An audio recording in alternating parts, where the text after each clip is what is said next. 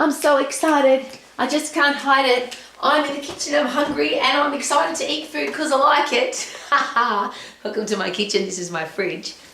The food that we eat, I have to close that because it's going to make a noise. I just wanted to let you know that I've got food in my fridge and I can't wait to eat. Because I'm going to ask this question. Do you love to eat food? Why do you eat food? Do you eat because you're hungry? Do you eat because you're angry? Do you eat because it's the right time of the day? Do you eat because it's a social occasion? Do you eat because you're happy? Do you eat because you're bored? There's lots of reasons why people eat. There's also lots of judgment about food. Have you ever judged somebody else for what they eat? Don't eat that, it's bad for you, it'll make you fat, it's got too many calories, it's poisonous, it'll kill you. And I've been at the receiving end of all of those where people have gotten angry with me about what I eat. So does it matter what other people eat? What you eat, obviously very important because it controls how you feel, how much energy you've got, whether you can go and do all the things that you want to do. But I always ask an even better question. If food wasn't that important, because a lot of people put a lot of emphasis on food, it's 80% of your results and exercise is only 20% of your results, or your abs are made in the kitchen, or everything to do with being healthy is about what you eat. But is it possible that if you're fit and strong, if you're physically fit and strong, mentally, and I think this is even more important, mentally fit and strong, that you'll make the right decisions about food, your body will tell you what you need to eat, rather than being controlled by a diet or a social media influencer or by a doctor or a naturopath or somebody telling you what to eat. Because I always ask, how does somebody else know what's going to work for you? And if you've ever been judgmental of somebody else and what they eat, first of all, is that very nice? I've been at the receiving end of, don't eat that, it's really bad for you. But it's something that I'm really enjoying at the time. So if I was a weaker person, I'd probably be upset that somebody would think that this is a bad food, or I might not ever eat it again, and that would be very sad, particularly if it's my favourite food. So just to consider, are there people who are carnivores, eat only meat, and they're healthy, fit and strong? And I'll rephrase, I'll go back one step. I always ask, should your food or your eating plan, your exercise plan, your nutrition, the stuff that you do to be healthy, fit and strong, the plan that you've got, the things that you decide to do, should they, number one, give you a stack of energy, number two, help you perform at your best, number three, make sure you love what you see in the mirror and love the way your body feels to touch, woohoo, and you get the results that you want. So they're, to me, really four really important questions: energy, performance, look, feel, and results. So whatever you're doing, if you're getting a yes answer to all of those, why would you change what you're doing? So if you're eating only meat, but you've got a stack of energy, you're performing at your best, you look good, you feel good, and you're getting the results that you want, awesome. If you are a vegan vegetarian and you eat no meat at all, or anything from an animal, but you've got a stack of energy, you're performing at your best, you love what you see in the mirror, you love the way your body feels, and you're getting the results that you want, that's great too. If you look at people that live a long time, and that could be a good measure, it might not be either, because a lot of people that live a long time, they haven't got quality of life. But if you live a long time and you've got a stack of energy and you're enjoying your life, if you have a look at the people that live the longest, there are some people that are vegan vegetarians, there are some people that are vegetarians, there are some people that don't drink or smoke, and there are some people that do drink and smoke. And yet they've all lived to 100 and they've all got great quality of life. So how do you know? The biggest conundrum of all, the perplexing one for the wellness and health experts, are the people that smoke, drink, eat crappy food, and still live a really long time. So if that happens, and it does, surely there's got to be some interest into how. How can you be smoking and drinking and eating crappy food and still live a really long time and still enjoy your life? And there's two things that I always ask. Is it possible, the two things, guilt and stress?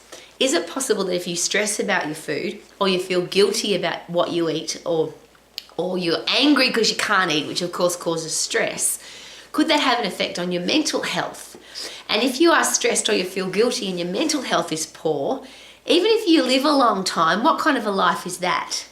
So as an exercise professional, I of course have worked with, aim to inspire and motivate people to have what I call the perfect diet. Are you ready? Eat when you're hungry, stop eating when you're full, eat whatever you bloody well want, enjoy it, and don't eat any of the things that you don't like, and eat for pleasure, performance, looks, feel, and results. Now, how you get all of those, there are so many different ways to do that. There are people that eat 3 times a day, 5 times a day, 7 times a day, once every 2 days. And they have a yes answer to all of those great questions. There are people who are carnivores or vegan vegetarians and say yes to all of those. There are people that drink and don't drink, smoke and don't smoke, take drugs and don't take drugs, eat fruit and vegetables, don't eat fruit and vegetables, drink water, don't drink water. There's too many variables for me to be able to say you're bad because you don't do this. And this is where this becomes a very personal and sad conversation. My career as a personal exercise coach for over 25 years. Now, I've been doing this all of my life and I'm a very old lady, but when I was actually personally coaching people, my predominant client base were people who had a poor relationship with food. Really, they had a poor relationship with themselves, and it just played out in the way they worked with food. So they either aimed to eat nothing, they were anorexic, they ate lots and lots and lots and lots and lots, and then they vomited it or tried to poo it out with laxatives, or they tried to exercise it off with excessive calorie burning. I worked with obese people where food controlled their life and they just ate and ate and ate and ate and ate and got fatter and fatter and fatter and fatter. This is a very sad way to live. One of the things that all of those people had in common is that food was controlling their life. They either didn't want to eat it, or they ate too much of it and tried to get rid of it, or they just ate too much of it and it kept going. But it didn't matter where they went, what they did, food was controlling their life. So there's places they wouldn't go because of the food that would be available.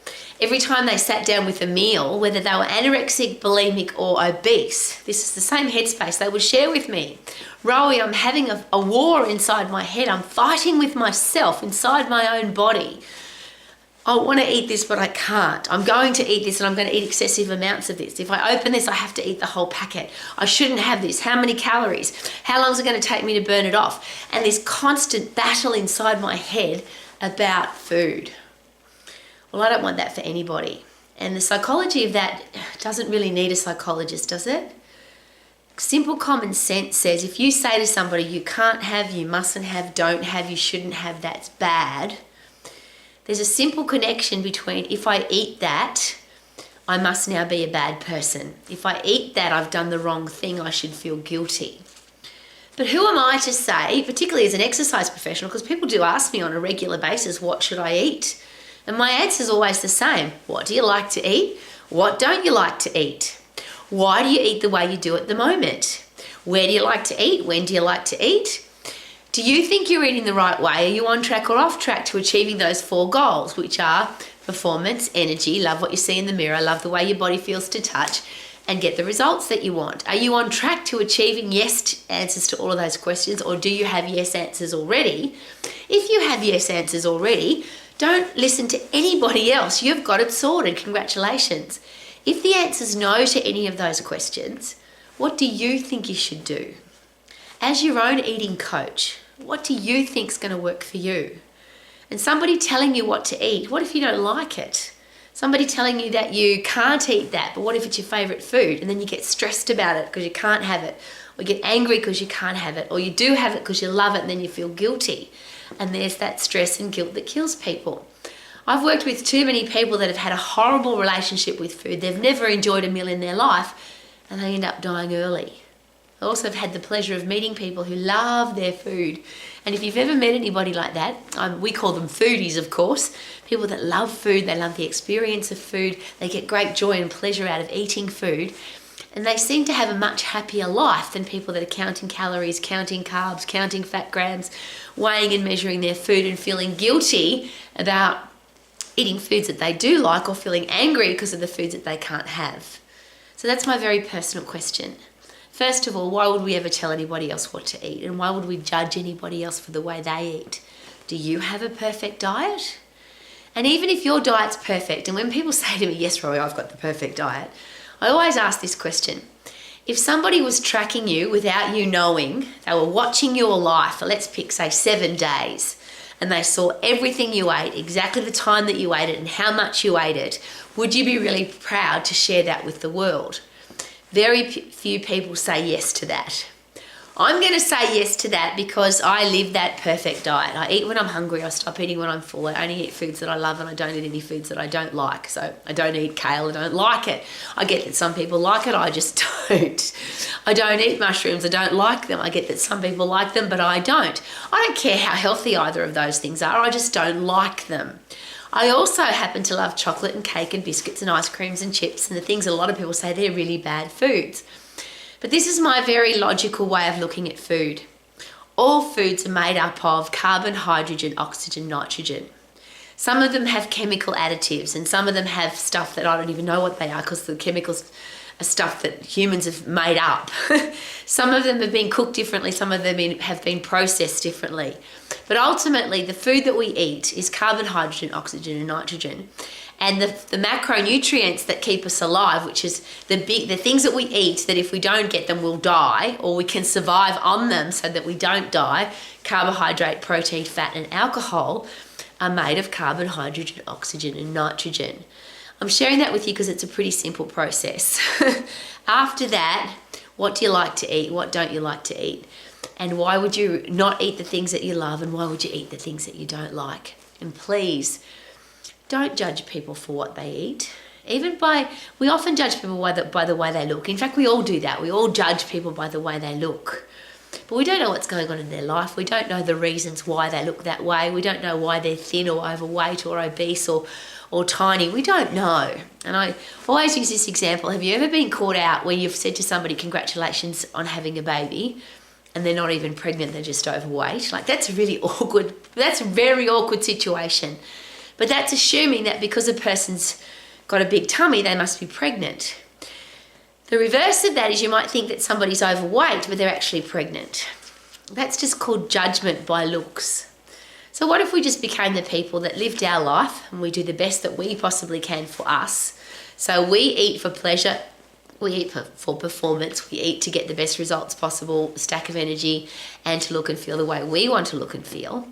And then if other people ask us, if you're an exercise professional like me, or you're a dietitian or a naturopath or a doctor, or you just like to give advice to people, my question is always this: why do we need to give people advice? If you ask somebody, if you were your own high performance eating or exercise coach, what advice would you give yourself?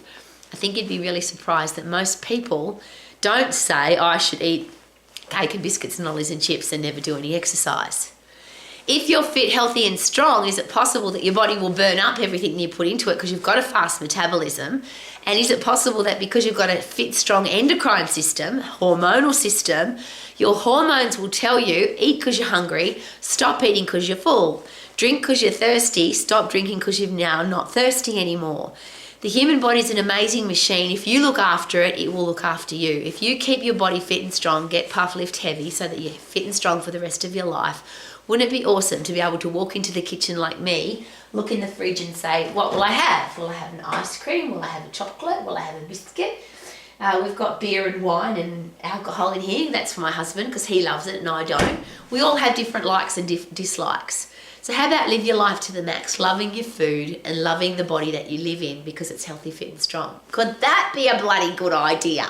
Live your life to the max. Super duper doo. How are you? Living my life.